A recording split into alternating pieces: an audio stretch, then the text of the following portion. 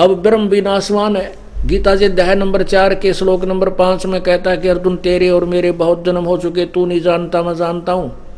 अध्याय नंबर 4 के श्लोक नंबर 9 में कहा कि मेरे जन्म और कर्म दिव्य हैं, अलौकिक हैं।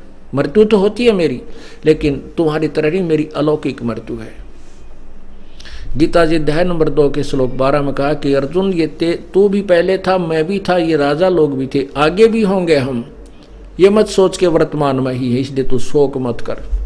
इससे भी सिद्ध हुआ कि गीता ज्ञान दाता पहले भी जन्मता रहा, आगे भी जन्मता रहेगा। ये अविनाशी नहीं है, ये ब्रह्म है। दूसरा उदाहरण है ब्रह्म अध्याय नंबर 8 के श्लोक नंबर 16 में, क्योंकि ब्रह्म के पुजारी ब्रह्मलोक चले जाते हैं और ब्रह्मलोक भी नाशवान है। ये देखिएगा गीता जी अध्याय नंबर 8 के श्लोक नंबर 16 में, हे अर्जुन ब्रह्मलोक पर्यंत यानी ब्रह्मलोक तक सब लोग पुनर्वर्ती में है, ये भी जन्म और मृत्यु में है। वहां भी जाने वाले मृत्यु को प्राप्त होते हैं, दोबारा जन्म लेते हैं, ये पुनर्वर्ती में।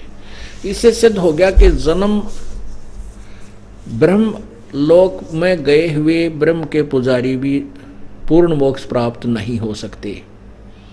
और ब्रह्म भी नाशवान है,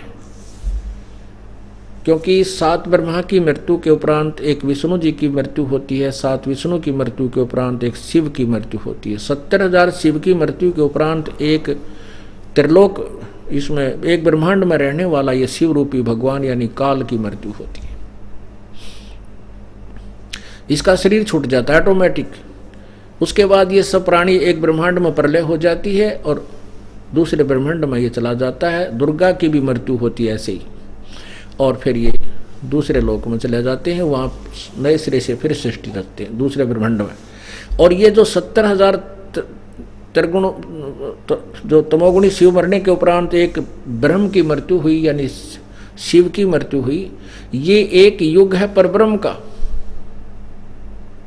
ऐसे 1000 युग की परब्रह्म का दिन, इतनी ही रात्रि, 30 दिन रात का महीना और 12 महीने का एक वर्ष, 100 वर्ष की परब्रह्म की आयु है, उसकी भी मृत्यु है। अब कितनी लंबी चौड़ी इनकी आयु है। ब्रह्मा का एक दिन 1008 चतुर्युग का होता है। ब्रह्मा जी का एक दिन 1008 चतुर्युग का होता है।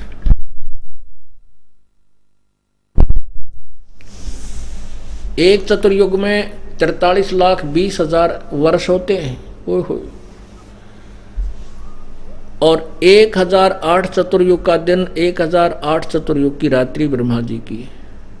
हम इसको सीधा 1000 ही ले लेते हैं तो 2000 दिन, 2000 चतुर्युग में दिन रात बने। और ऐसे ही 30 दिन रात का एक महीना, 12 महीने का एक वर्ष, 100 वर्ष की ब्रह्मा की आयु। उसके तो वर्षों की गणना ऐसे करनी है।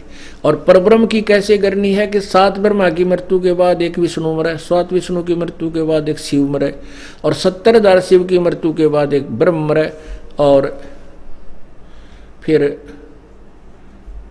1000 बार ये ब्रह्म मर जाता है, तब एक महाप्रलय होती है 21 ब्रह्मांडों की। तो वो एक दिन समाप्त हो गया, एक दिन समाप्त हो गया परब्रह्म का। तो परब्रह्म का एक युग हो गया 70,000 त्रिलोकीय शिव, और एक बार ब्रह्म की मृत्यु, उसका एक युग है। ओए होए, इतना लंबी उम्र है परब्रह्म की, और फिर भी मृत्यु होगी। तो परमात्मा कहते हैं एती उम्र बुलंद मरेगा अंतरे, क्योंकि वो सतगुर लगे ना कान न भेंटे संतरे। इतनी लंबी उम्र भी तू प्राप्त कर लेगा तो भी तेरी मृत्यु होगी। क्यों होगी? क्योंकि जो गीता जी के अध्याय नंबर 4 के श्लोक 34 में कहा है कि उन तत्वदर्शी संतों की खोज कर उस परम पिता को पाने के लिए, वो नहीं मिले तुझे, वो तत्वदर्शी संत ना मिलने से तू यहाँ जन्मता भी रहा, मृत्यु को भी प्राप्त होता रहा, इतने बड़ी बड़ी पदवी भी प्राप्त की तूने। अब जो प्रसंग चल रहा था, जो